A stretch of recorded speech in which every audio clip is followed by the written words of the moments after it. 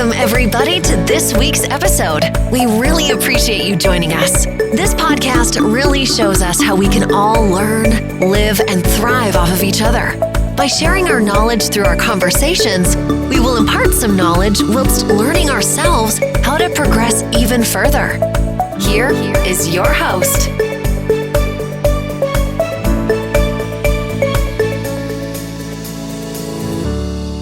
Hey everyone, this is Mary Scott, and welcome to our Richness of Our Lives podcast.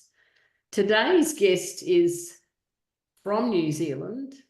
Well, she lives in New Zealand, but she's in Australia enjoying the sun. And as you can see by her background, well, you know, I'm having a bit of fun with her already, riding that surfboard on top of that combi. And everyone remembers what combis are and how much fun they can be. Well, if you don't, you can look it up. But after, when we're finished, enough of the fun and frivolity, I'd like to introduce you to this woman who is, my goodness, she has so many qualifications. I'm not even going to begin to reel them off. Her name is Liz Gow from New Zealand. Like I said, lives in New Zealand. But listening to her accent, I think she's got a bit of a story to tell about that. And Liz is the owner of Deep Body Love. Don't you love that name? And she also wears a hat extremely well, looks very classy in a hat. Now, Liz's work includes Deep Body Love programs. It's pretty catchy, isn't it? I love that. Some inner child work, which is important for your growth.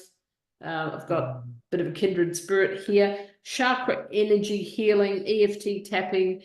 Oh my goodness. And then I'm going to leave it to you to look at Liz's website after we're finished here, and you can look for yourself about her qualifications. And Liz, hello and welcome to the Richness of Our Lives podcast. Thanks so much for joining me today. Thank you. I feel honestly honoured, and thank you for the introduction. Well, is that true? You've got all those qualifications. How do you feel about all that? You know, you've done quite something in your life. Yeah. And I've realised over the years that those qualifications have come about out of interest for learning, but also I know now it's been the learning has enabled me for personal growth to be really focused, and I've realized it's almost been a rudder for me, and that with anything that I've dealt with, it's been the studying, because of the things I've studied, it's kept me on track. It kind of encouraged me to my wellness to be able to do the study, if that makes sense. So when I look at it now, I think, yeah, there was a lot of healing went on alongside that. Yes, healing and growth. I like your analogy, the rudder, showing you the way or guiding. I mean, I think it's lovely. Isn't it interesting when we go into things to learn more? Yes, I'd like to have that qualification. I think that would be really good. We sometimes forget, oops, there's going to be a vertical learning curve thrown in here. Has that been your experience? Absolutely. And initially, a lot of the learning came from not feeling good enough and not having, self-worth, and believing that I needed to learn all these things from other people because I just didn't have it myself. And that's where it started from, more consciously. And that's why I did so much, because I never got the feeling of I don't know enough and this isn't working right and that's not working right, until I learned through, again, self-development, spiritual development, and more of the healing work. It wouldn't have mattered how many qualifications that I would have got if I wasn't doing the inner work that really needed doing. That's lovely. That's so refreshing for me to hear, because I absolutely believe that with all my heart. You have to do the inner work. And at the end of the day, if you have all these qualifications, but you're not okay in here, nothing's going to feel right. You're never going to experience joy. You're never going to be someone who laughs a lot. But I gather from some things that I know about you, life started off, it hasn't always been sweetness and light, and growth and personal development. Where will we start today? Would you like to start something that changed your life or was a line in the sand? Take me there if you would. Yeah, there's a lot of trauma as a child, as a younger child, and so a lot of darkness there. And I only mention that now because if you would have told me that from that darkness there could be, like, even myself sitting here now having this conversation with you, it still blows my mind the way life has developed and turned around. So I always hold this sense of hope, because no matter how bleak it can get, there's always a way through.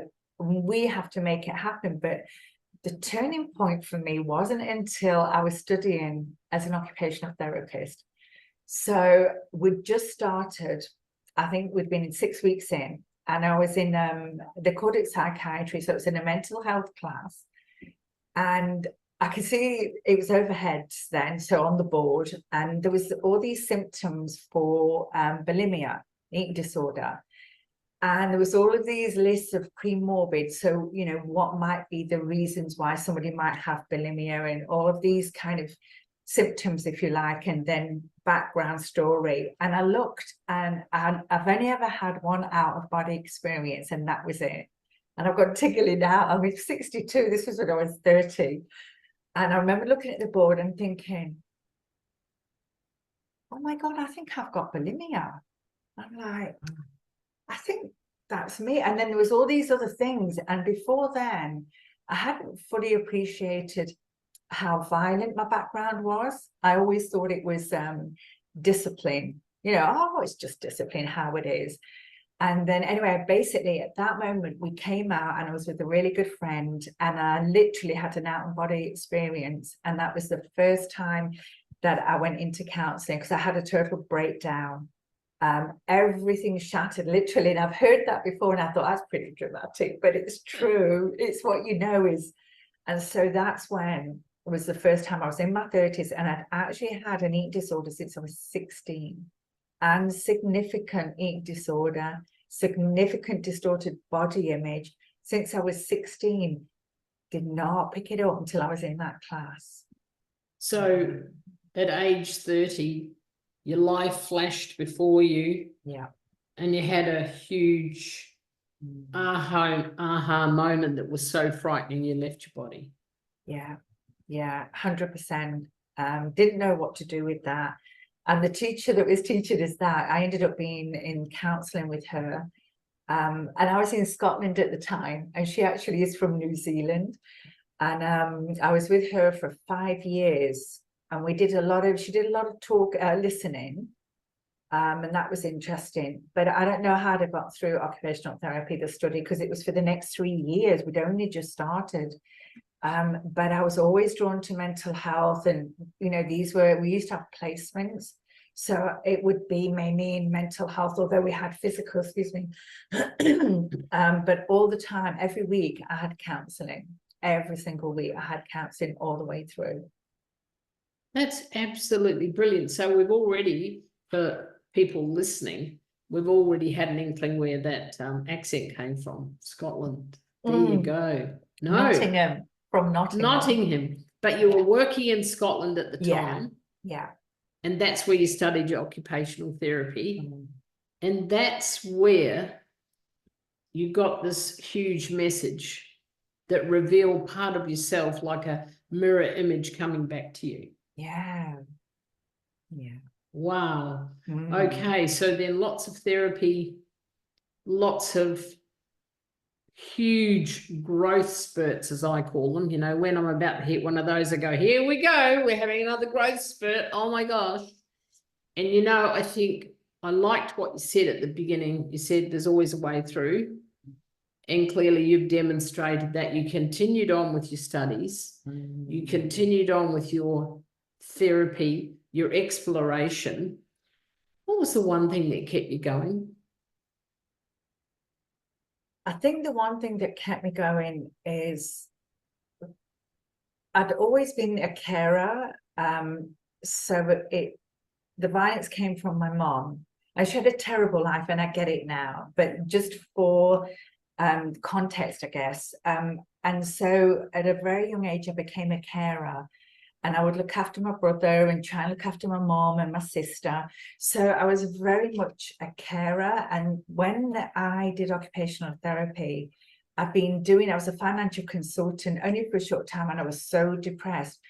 But when I found out about occupational therapy, something inside of me felt so strong. I didn't feel I was clever enough to do it, but it was just a driver. And what I realized later on, I think what really got me through was this thought that I could help other people in a real, tangible way through occupational therapy, because you did assessments, there was approaches, there was something tangible.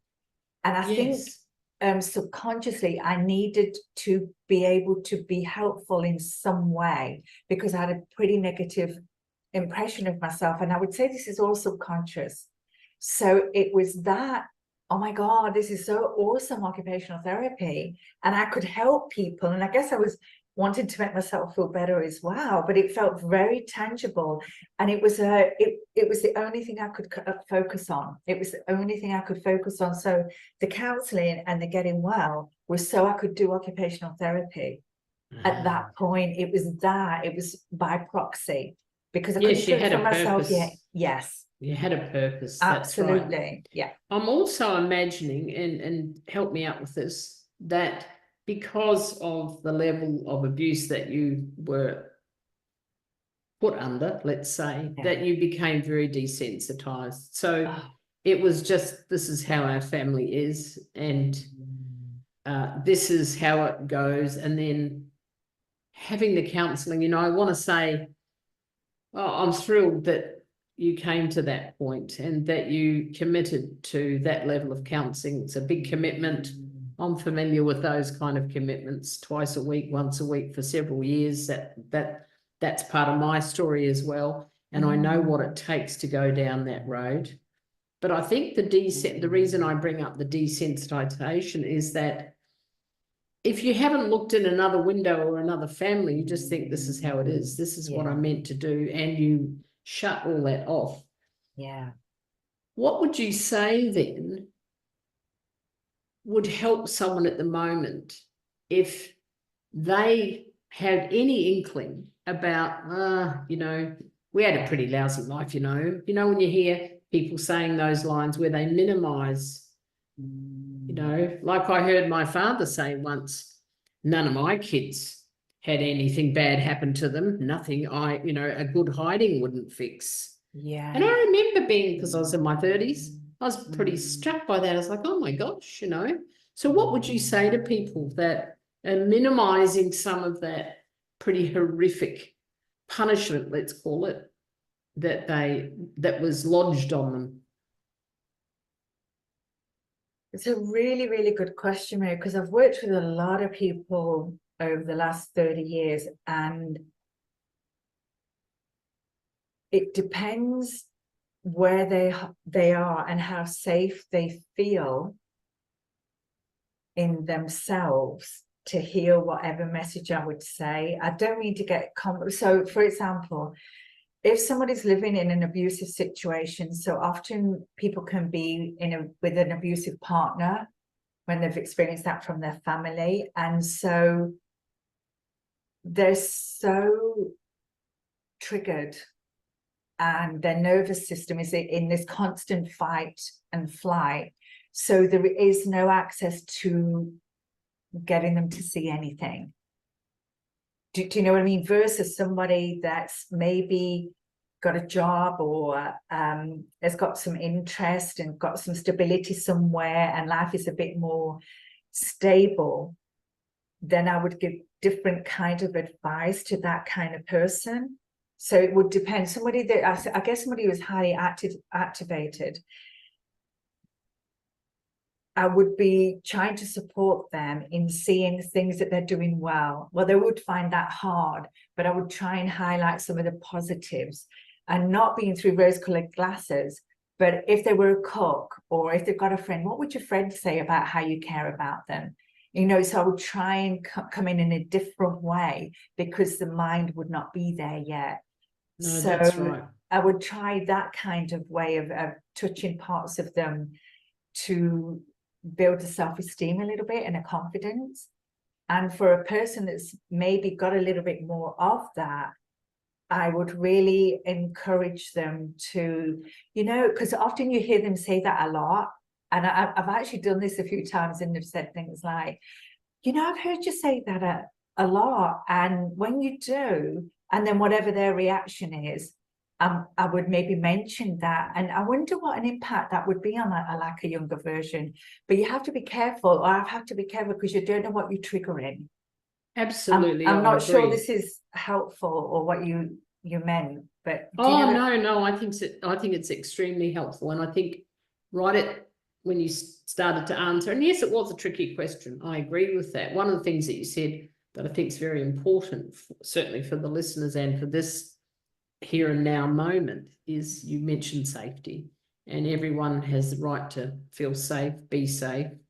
It's a human expectation that I have the right to feel safe.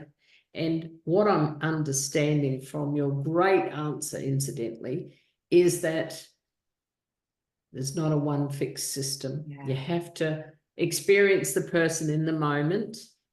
And it's kind of, I always feel it's a bit like when you're in the darkness and you've got no light and you can't see ahead, what are you doing? You're just doing this, aren't you? Little footsteps.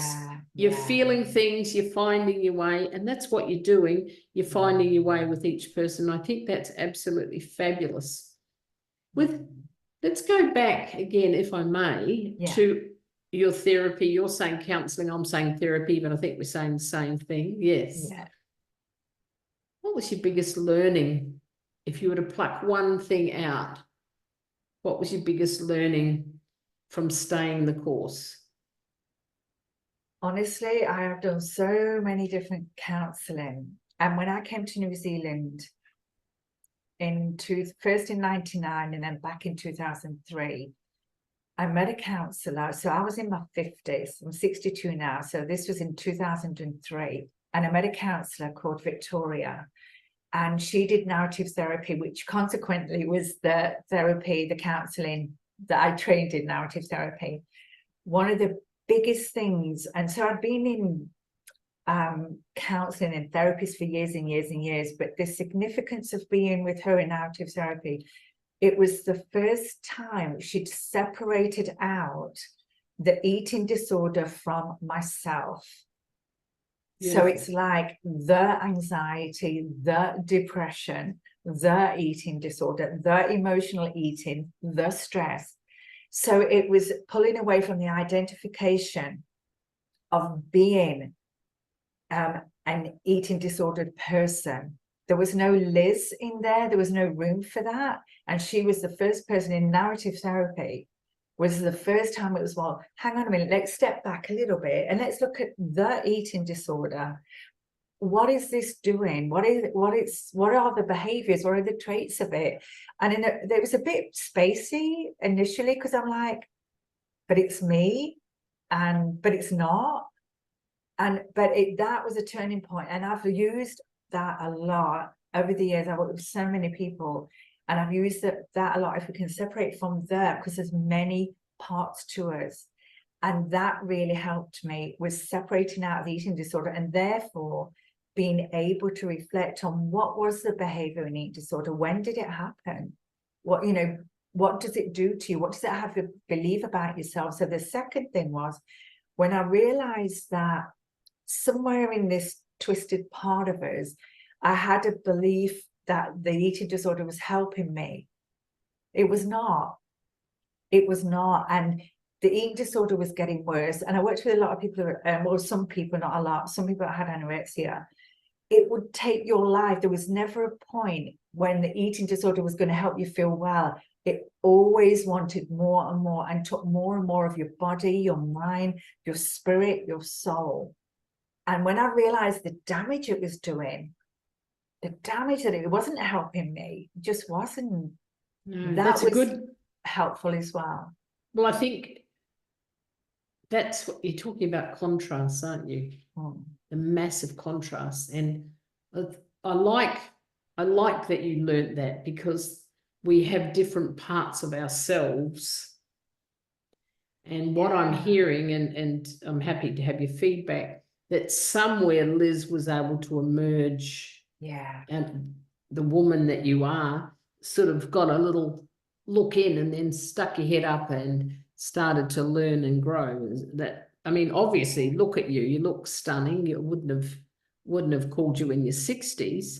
So, you know, obviously, this is probably an obvious question, but what would you say about personal development if someone was just looking at it? Will I, won't I, will I, won't I? What would you say to them? Will I get into it? Just before that, Mary, when I learned those couple of big breakthroughs, what I really realized, what was turning, and I think this is for every one of us, is I realized that there's an inner child part of us that feels unsafe. So a lot of the work has been around making myself feel safer and tending to my inner child. Do you know that inner child that's scared, that part of us that gets scared to go like, there, and it's okay. You know, I'm not saying it's that easy, but there's that part. But in terms of personal development, hands down, it will be the best thing that any of us can ever do. It really will, because when you do personal development, it teaches you aspects of yourself that lay in the subconscious. You know, we react and respond to situations that we have no idea about. And then it affects all relationships. It affects how we feel about ourselves, the choices we make. So when we're looking at personal development, we start to look at our values, what really matters to us, and who do they belong to, you or somebody else? Is this what matters to you? And I think with what I've learned in personal development, when I've realized, well, no, I'm doing that because I thought I should do. But what I really am passionate about is this, or what really matters to me is that I'm not bothered about all of that stuff. So with personal development, it makes you focus, and it helps reveal what you're reacting to, what you're responding to. It's also amazing to have somebody alongside you that is in your corner, but in a way that holds you not accountable. Well, it is accountable and responsible, but somebody that is willing to be there with you for the shadow work, and not to say, yeah, everything's just fine. Or, you know, one of my biggest breakthroughs, many of my biggest breakthroughs, are people that have called me out in a very supportive way, but they've been my biggest break, including my husband. Once I said to him, does this emotional eating really impact on you? And he looked at me as if, like, what? So I knew I couldn't hear it at the time. I could feel the emotion. That was years ago. I said, can you please write me a letter? How does this impact on you? When he did that, I was shocked. And so promptly went back into counseling, personal development, because I didn't know how to handle and navigate myself. So I needed support with that. And also personal development for me, it shows you that when you start seeing the mistakes you make, when you start, you know, I mean, some things I did were not nice things, you know, because we're human, but you learn that that is part of your lesson. That is part of a way of then, okay, don't do that. What would you do differently? Or what did you learn from that? That you're not a terrible human being. That maybe wasn't the wisest decision. So how can you learn from that? So personal development, again, it's like the rudder for me, or, you know, like your North Star or that. And I found that when you get the right connection with the person, it is amazing. But I've also know at 62, personal development changes, not only, I think, with ages and stages of growing, you know, being 30, 40, 50, 60, but also you develop. So I've noticed that in my personal development people, I would now get somebody who's much more spiritual, who works more with the chakras, who works more with the, you know, body, mind, and spirit, whereas before it was more cognitive stuff and behavioral stuff. Does this make any sense? Well, I think you're talking about the evolution, not only of yourself, but what's available now and what was available 30 years ago, Probably, yes. very different things. And I think one of the things, if anything, someone could take from this today is choose what is the best path for you, because there is just so many different paths that we can take. And you said doing it for someone else, or what I should do. I think that, because you said a lot of wonderful things. I'm trying to pull a few of those out there, Liz, but I think you have to follow what's true for you and what you need, because, you know, how many courses have you done and, oh, I thought I dealt with that. Wow. Oh my gosh. You know, and it's yet another layer, if you like. It's just been peeled off, exposing the rawness of us. Yeah. But in the rawness, there's that opportunity to run with it and use it and be part of who we are.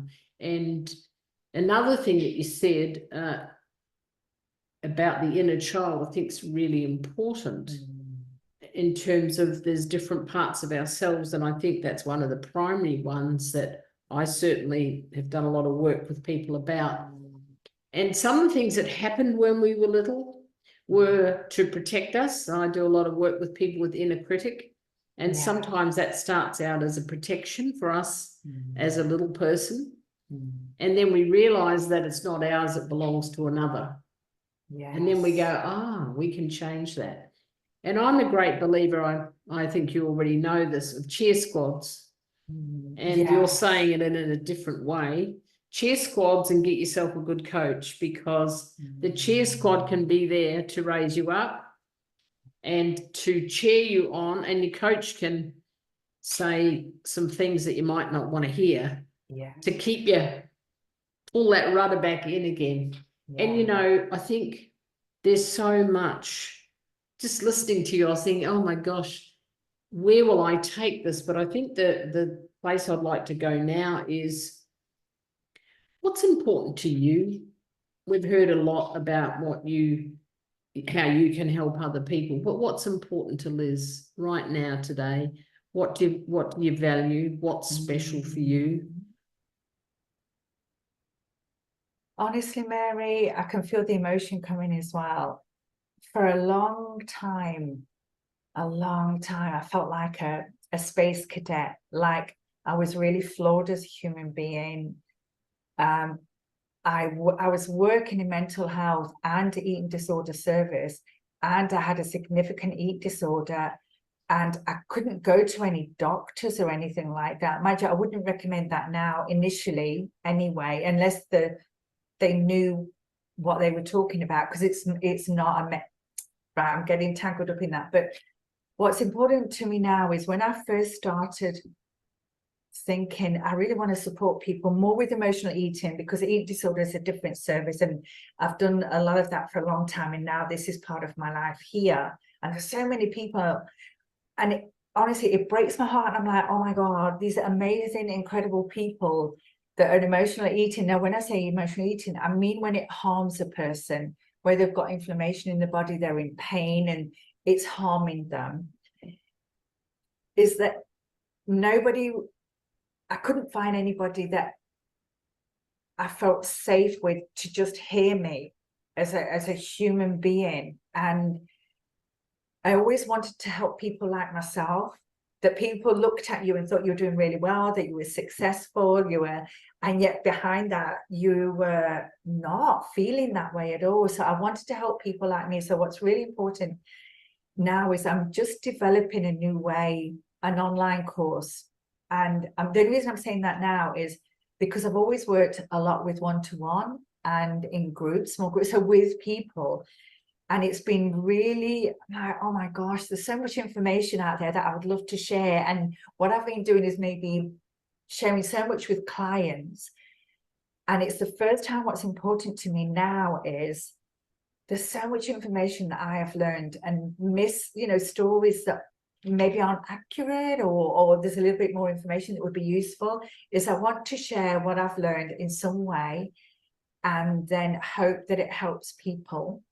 like really genuinely helps people to realize that they're not crazy. There's nothing wrong with them. They're not some kind of loser, and that emotional eating is a messenger, and learning how to not eat, but how do you take care of you.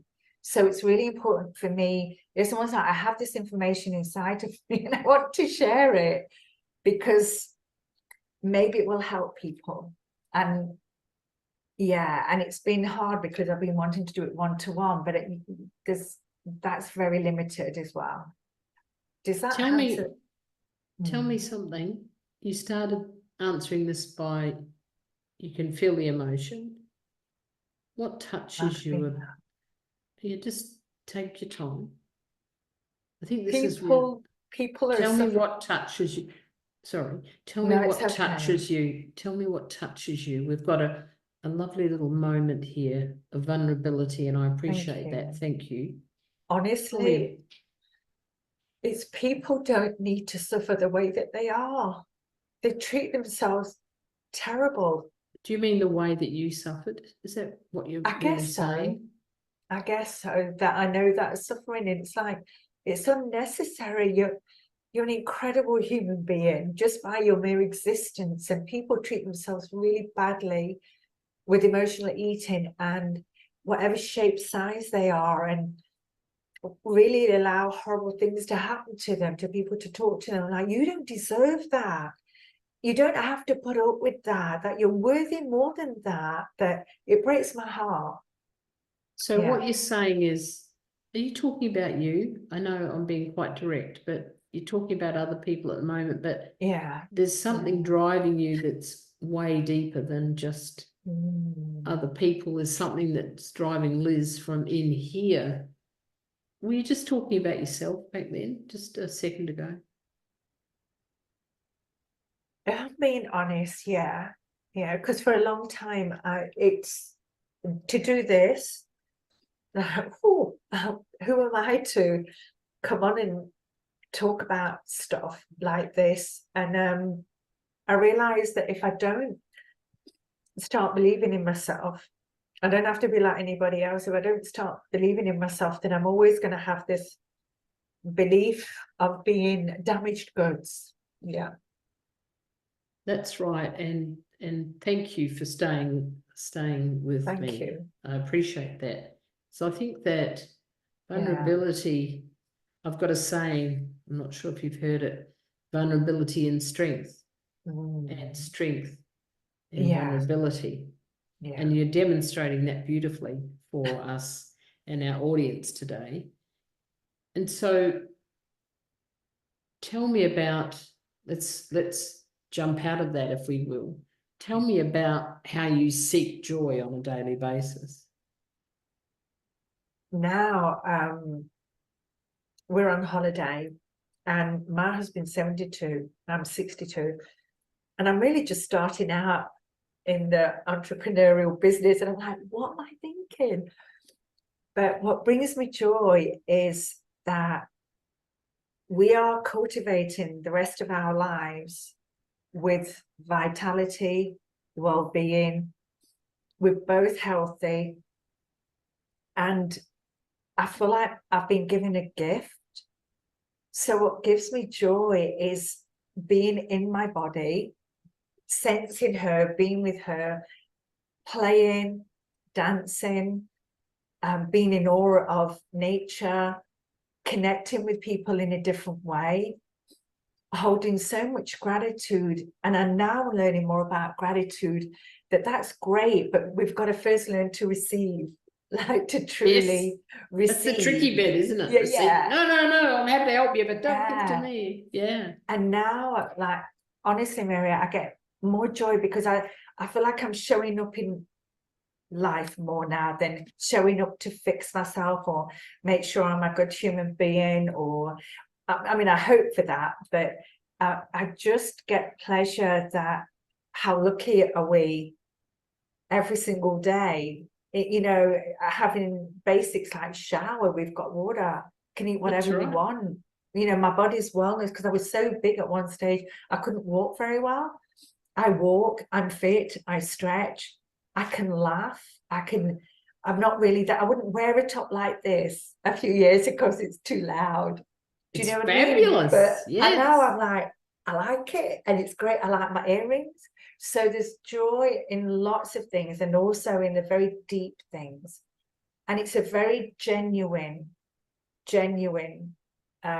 joy. It really is. And there's the contentment with it. And you know, stuff happens, not great, you know, the stuff has sadness, whatever it comes, but I'm not derailed anymore. And that even still surprises me that you can deal with heartache, sadness, anger, whatever it is, but you're not derailed, that you're a wrong person because of it. It's part of life, it happened, and you deal with it. So I have joy for that, and I do have joy now. Gosh, when you know the work you're doing, when this is honestly true, and sometimes I think it doesn't sound real, but it is. See, when people get aha moments for themselves, or they're like, oh yeah, well, I never thought about that. That's a good, like, it's just, I know that that's one more drop in their well of awesomeness. And Yes. so it's like, it's just, this is what we can do for, and I get joy from the more I look after me, my energy and my vibration is going to come out to somebody. Oh, I wanted to stop you there. That's beautiful line. The more that I look after myself, the more vibration and what was the other word? Energy, was it? Yeah. Yeah, well, look at yourself now. I mean, you certainly, look at that. It's just pouring out of you. And I couldn't agree more. I think this whole notion of looking after everyone else and I'm all right, as long that train's left the station. And I think it's beautiful because we do have to look after ourselves. I believe we have a responsibility to deepen our awareness. We do. And a lot of what you're talking about today is, you call it subconscious, I call it unconscious, and conscious. Yeah. Like, oh, when you have that moment, that's the aha of consciousness, isn't it? Absolutely. I just got that. Yeah. That, oh, I have so much joy. I've got hot showers. I've got this. I've got that. I've got food that I want. And I think one of the things that I see out there are lots of people. I wouldn't know what the percentage is of people being simply unconscious and just following. And I think the work you're doing and just being who you are is testament to living a conscious life. Is that something that you actually work on, living a conscious, they're my words, you have other words, but living a conscious life? Yeah, definitely, especially when I realized that I've been given this gift, that, you know, I struggle with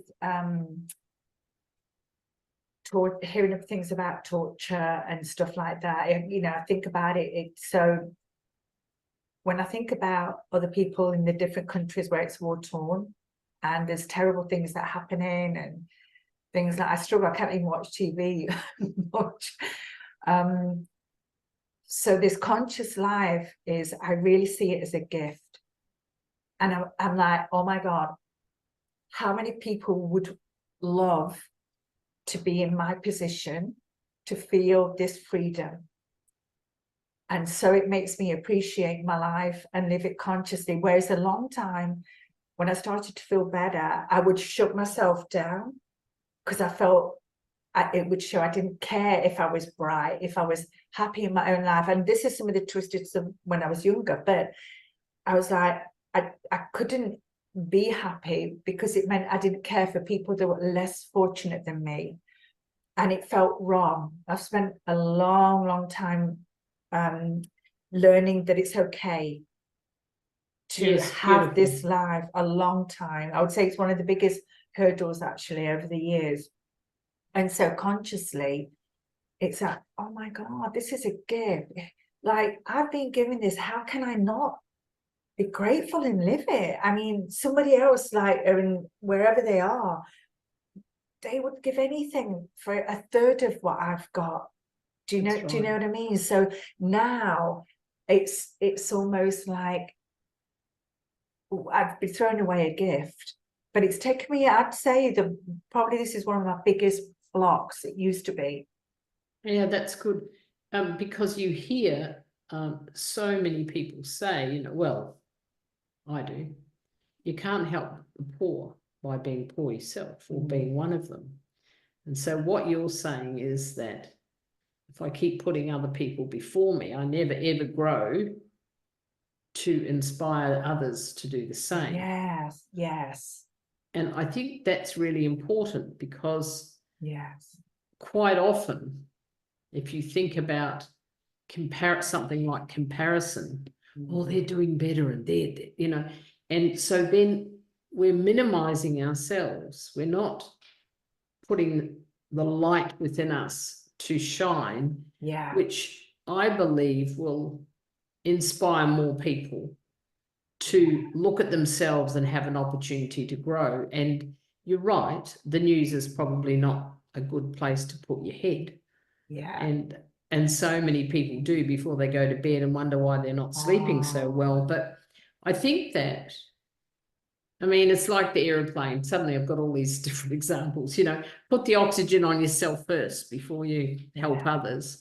And I think personal development's like that, that we need to help ourselves first before we start helping other people. And what's that? Know thyself, you know, have to know yourself to be able to help others. Is there a particular line that you could leave us with today that's important to you that might inspire people listening to our podcast today? There is, and I can't remember the exact, like, I used to go around saying to people, learning to be crazy awesome. You know, it's like that freedom of being crazy awesome. But one of the quotes, and I can't remember word for word, but it's by that beautiful writer, oh my goodness, about keeping yourself in the bud. It's more painful to keep you,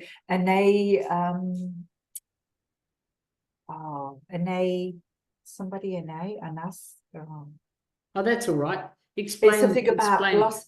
So it's about, it's more painful to keep yourself in the bud and then blossom.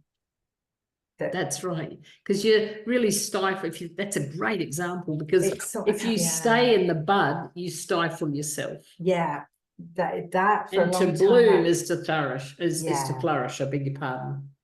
Yeah. That's right. I wrote something down that I saw.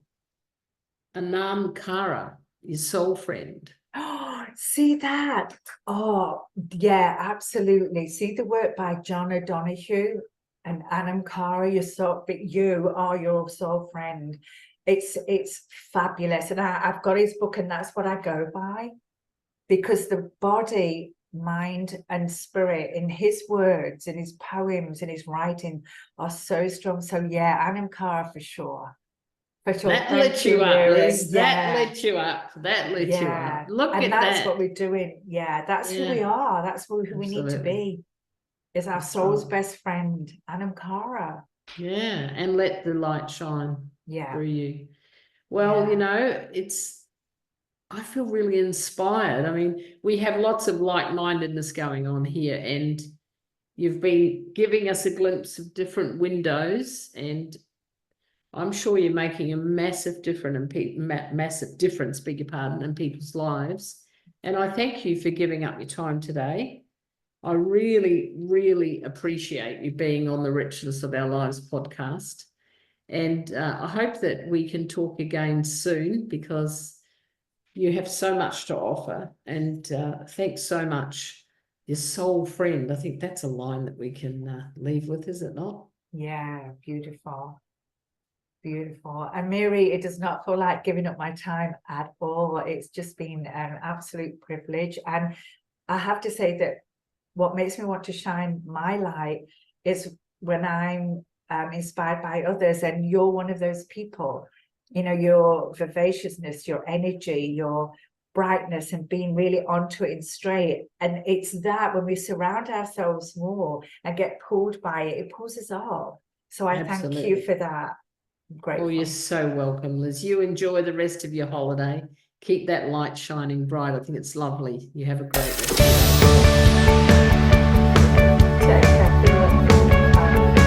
This week's episode has come to an end. But the fun doesn't have to stop here.